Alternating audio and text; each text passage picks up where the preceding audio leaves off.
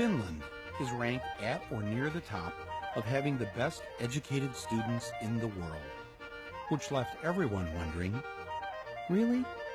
Finland? These are the people who gave us the air guitar championship. Hello? Hello? And the sports of cell phone throwing and wife carrying. These are the geniuses that cracked the code to good education. I mean, how is it that the kids in Finland are ahead of the rest of the world? So here's what happened.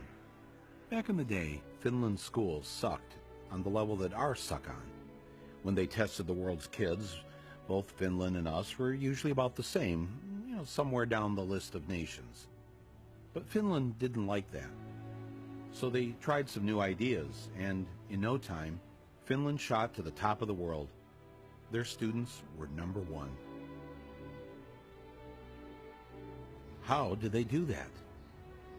That was the one question I wanted an answer to, and I went straight to see the enemy's Minister of Education. Before I could say anything, she blurted out their top secret. They do not have homework.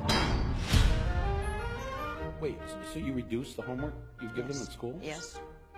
They should have more time to be kids, to be youngsters, to enjoy the life. How many hours of homework did you get last night? About 10 minutes or something. 10 minutes of homework? Yeah. Maybe 15 minutes or 20 minutes. 20 minutes, but not so much. Yeah.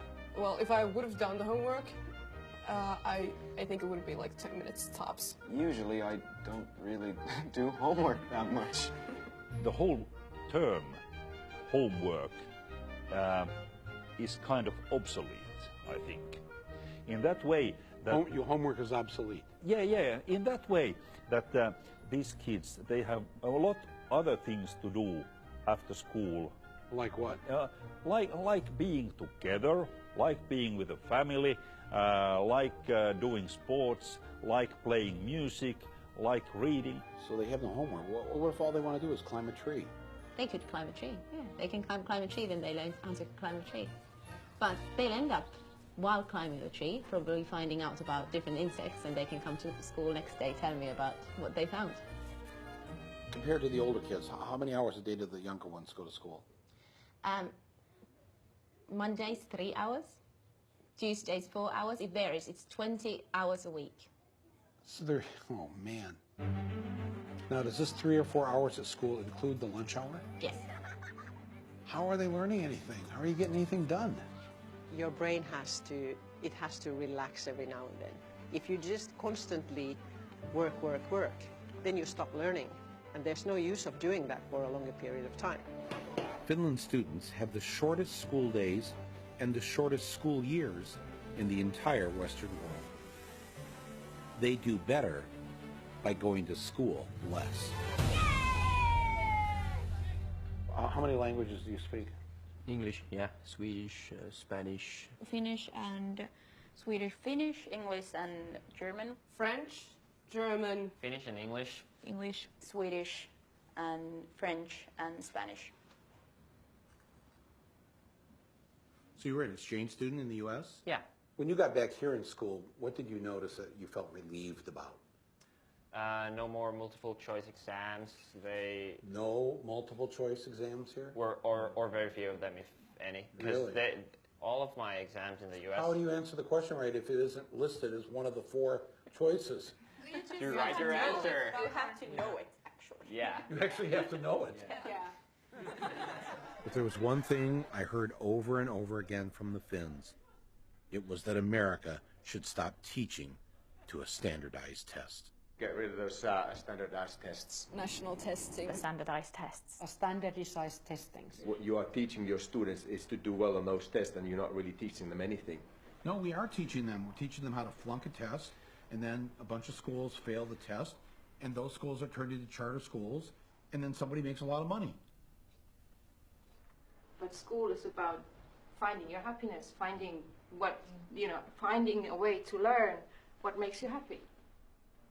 They figure now about 1/3 of the school time the students are in school is spent preparing for the standardized test. And so they've eliminated a lot of things that aren't on the test. So music is gone, art is gone, poetry is gone. Yeah, in many schools. Civics isn't even on the test. So now schools are dropping Really? civics. Yes. Civics, American civics. Okay. Unbelievable. We got rid of poetry. Really? Yeah. Yeah. Why? It's a waste of time. When are they ever going to learn? When are they ever going to speak as poets when they're adults? How does that help them get a job?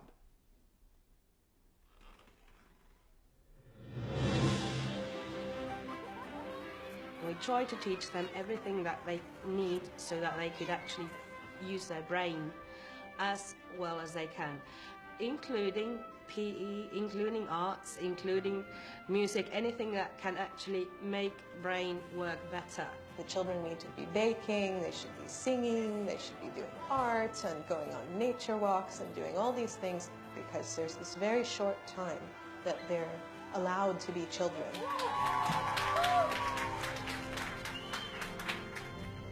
If you don't have standardized tests here in Finland, how do you know which schools are the best? And, you know, people need a list. The neighborhood school is the best school. It is not different than the school which can be, for example, situated in the town center, because all the schools in Finland, they are all equal.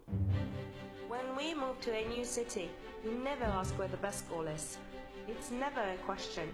So nobody has to shop for schools.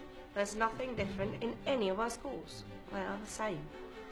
It is illegal in Finland to set up a school and charge tuition.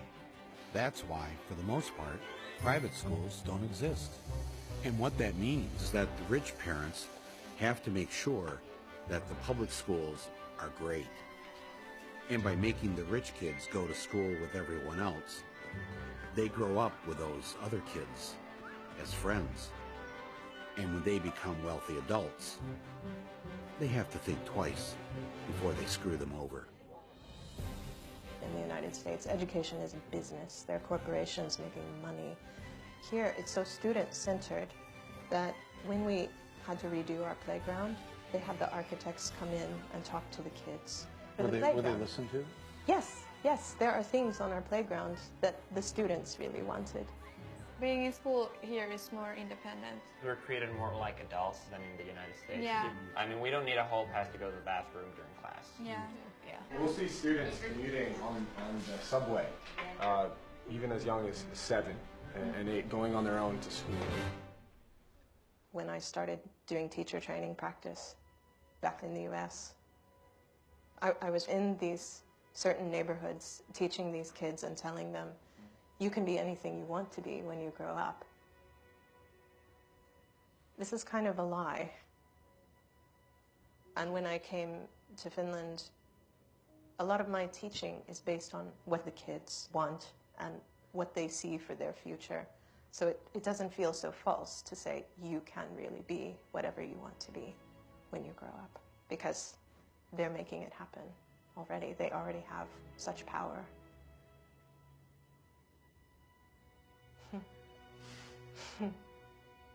That's upsetting to think about that, that our kids don't have that. That's really beautiful. It's not that we have figured out something that nobody else has done in education. That's wrong. Many of these things that have made Finland perform well in education are initially American ideas. We try to teach them to think for themselves and to be critical to what they're learning. We try to teach them to be happy person, to respect others and respect yourself. You're concerned with their happiness. Oh yeah. What the hell do you teach? I teach math.